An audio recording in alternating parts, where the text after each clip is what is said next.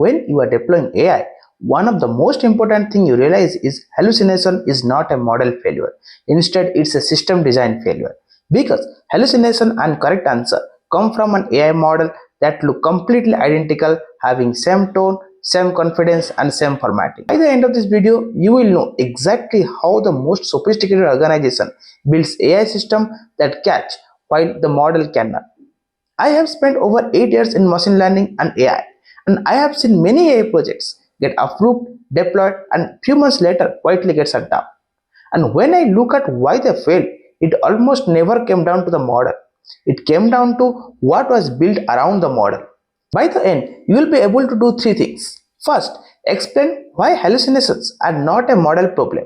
Second, understand the four systems which organization use to reduce hallucination, what the model cannot. And third, know exactly what question to ask before trusting any AI system with a real decision. Let's think about the smartest person you have ever worked with. Now imagine they join your company tomorrow. Would you immediately let them approve payments, or sign legal contracts, or talk to customers without any review? Probably not, right? Not because they are not smart, because being smart doesn't guarantee being right. So companies create a process around them. A manager reviews their work. A checklist exists for high stakes tasks. An approval process sits between the recommendation and their final action. And over the time, as they prove themselves, you extend that trust. Because trust is earned, not assumed. And that's exactly how successful companies deploy AI in production. Assume the model is your new smart employee. Every solution to hallucination in production is really an attempt to answer one question. How do we trust the new employee? Most people think hallucination happens because the AI doesn't know enough. Give it more data, train it longer, or use a bigger model. Problem solved. But that's not actually the problem. A language model doesn't retrieve facts the way you look up to a number in a spreadsheet. Instead, it generates the statistically most probable next word based on everything it has been trained on. And that means when it doesn't know any answer to certain question, it never says I don't know. Instead, it generates the most plausible answer it can. Sometimes that's right and sometimes that's wrong. See, that is not a bug. That is exactly what it was built to do. Because in both cases, the model is doing the exact same thing, predicting. That's why bigger model reduce hallucination, but never eliminate them. Because prediction and verification are fundamentally two different activities.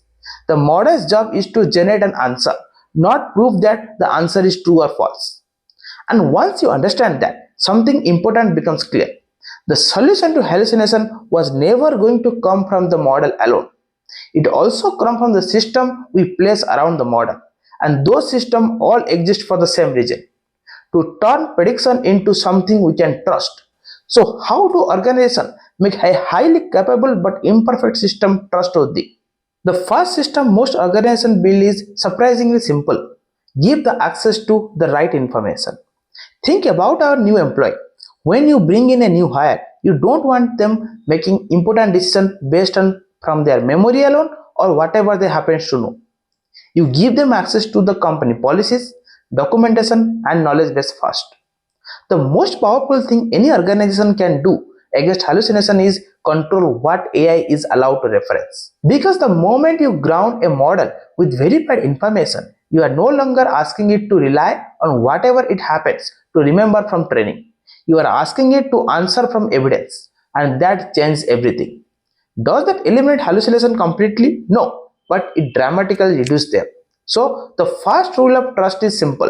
Don't let the guess when the answer already exists. So giving the access to company knowledge solves one problem, but it doesn't solve everything. Because sometimes the answer isn't in a document. Sometimes the answer comes from a real-time data. Think about questions like, what's our inventory right now? What's the current exchange rate?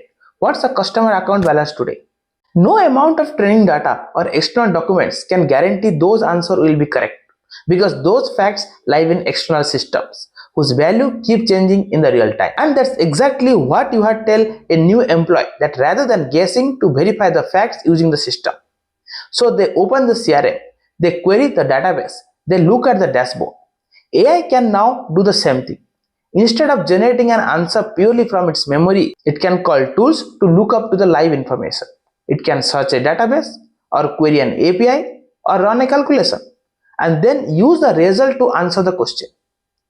Notice that what's happening here. Knowledge tells you what should be true, but tools let you check what is true. That's a huge improvement, but there is still a problem because even after checking the right information, people still make mistakes, and so do models. Which brings us to the third system, letting human verify facts. But here is where most organizations get it wrong. When they think about AI errors, the instinct is to put humans in the loop everywhere. Review every output, check everything. That kills the efficiency gain you are trying to get from AI in the first place. Think about a new employee. You don't follow them to every meeting or review every email they send. That defeats the purpose of hiring them. What you do is identify the moments that matters most.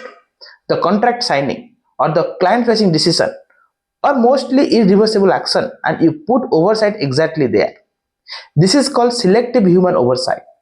The best organizations start by identifying the specific decision points where a bad AI output could create a high cost or irreversible consequence. And only at those points does a human review happen before action is taken. Everywhere else, the AI runs efficiently and autonomously. The organization that get this right, they ask a simple question. Where would a mistake hurt the most? That is where the human sits. And the final system is red teaming. Honestly, the most underused one. Think about a brilliant new employee one last time. Before you give real responsibility, you test them. Not with easy questions, but with hard edge cases, ambiguous situations, or scenarios that are specifically designed to find the gaps. Because you don't test what they know, instead, you test where they fail. Production AI works the same way. Before any AI system goes live in a serious environment, it gets red tape. A dedicated team spends weeks trying to make the system fail with contradictory information or ambiguous query and deliberately confusing inputs. Anything designed to expose failure modes before the real users find them. Every failure gets documented. Every hallucination gets caught before it reaches that decision matters. Only then the system goes into pilot phase with enhanced monitoring and safeguards. And with humans paying close attention, and only after that does it reach full deployment. Here is the most uncomfortable truth that most companies rushing to deploy AI right now are skipping this step entirely because it's slow, it's expensive, and there is a pressure to ship the project quickly. That pressure is exactly how you end up with an AI generated report presenting wrong numbers in a boardroom. Because the real test of an AI system is not whether it works when everything goes right, but also whether it fails safely when everything goes wrong. So here is what I actually want you to take from this video. The gap between AI that succeeds in production and one that gets quietly shut down after a few months is almost never about the model. It is about whether anyone thought carefully about this force system around the model. If you are leading an AI project, here are few design decisions your team should be asking before you sign anything. First, what sources is the AI limited to? Next, what happens in real-time scenarios? And where does a human sit in this workflow? And finally, has this been red teamed or not? Most of the tutorials teach you how the model works, but these are the decisions that determine how AI actually works in the real world. Let's look at what you can do after watching this video. You can explain to anyone in your organization why AI hallucinations are not a technology problem. Instead, they are a system design problem. And you can ask the right question before trusting any AI system with a decision that actually matters. That is not something most people talking about AI right now. If this gave you a new way to think about AI beyond the tutorials, subscribe to the channel. Every week I cover what AI actually looks like when real stakes are on. Till then, keep learning, keep coding, and keep going.